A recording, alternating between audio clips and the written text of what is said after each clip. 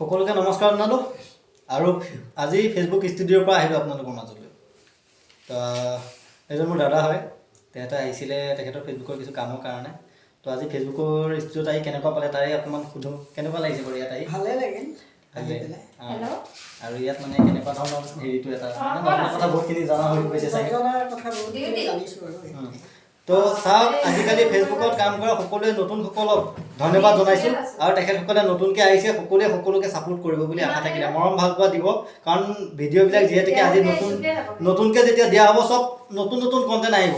ইমান ধৰক জানা শুনা মানুহ নহয় যিহেতুকে নতুন নতুন কণ্টেণ্ট আহিলে আপোনালোকক আগবঢ়াই নিয়াৰ কাৰণে মানে আপোনালোকে তেখেতসকলক আগবঢ়াই নিয়াত দায়িত্বটো আপোনালোকৰ থাকিব। যিহেতুকে আপোনালোকে যিমানখিনি অকণ মৰম ভাল পোৱা দিয়ক, যাতে আমি যিমানখিনি পাৰোঁ সকলোকে আগবঢ়াই লৈ যাওঁ।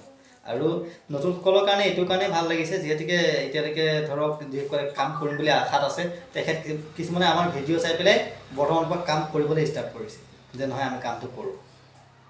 একচুৱেলি এতিয়া কৰিব লাগে, কিহৰ কাৰণে এইটো এটা যিহেতুকে হাতত মোবাইলটো থাকেই যে কিবা এটা কাম কৰোঁ, সেই অকণ 5 মিনিট 10 মিনিট তেনেকৈ কাম কৰি থওক। ক'ব নোৱাৰে কাৰ নচিবত কি আছে, কোনো ক'ব নোৱাৰে। কাৰোবাৰ ভিডিঅ' এনেকৈ ভাইৰেল হৈ যাব পাৰে, একেদিনতে হৈ যাব, আৰু কাৰোবাৰ নহ'লেতো নাই আৰু। কিন্তু নচিবৰ কথা কোনো ক'ব নোৱাৰে। কৰি থাকক, কৰি থাকিলে নিশ্চয় সফলতা পাবই, হয়নে নহয়?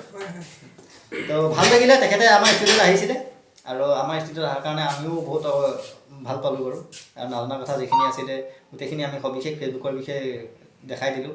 আৰু তেখেতৰ প্ৰফাইলত তেনেকুৱা এটা আছিলে, তেখেতৰ প্ৰফাইলটো মানে কি লগ কৰা আছিলে, আৰু প্ৰথমে মোৰতো অনটো বাদেই দিয়ক, লগেই কৰা আছিলে। তো কেনেকৈ হ'ব, তেনেকৈ হ'লেতো ফেচবুকত কাম কৰিব নোৱাৰিব।